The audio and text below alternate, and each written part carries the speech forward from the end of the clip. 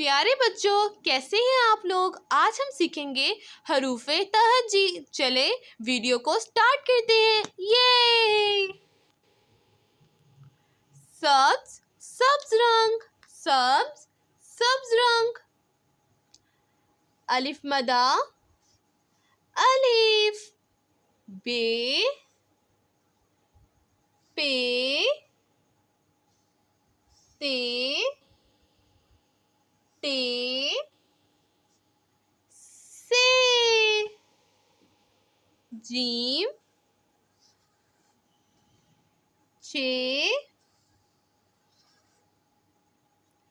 ہے،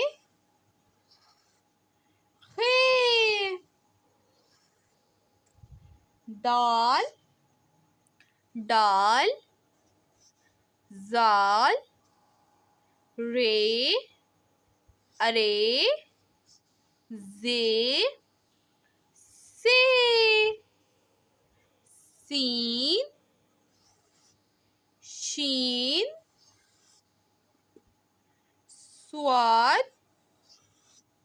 ضاد، توئیں، زوئیں، آئین، گائن۔ سبز، سبز رنگ۔ چلیں اس کو دوبارہ سے دہرا لیتے ہیں تاکہ ہمیں یاد ہو جائے۔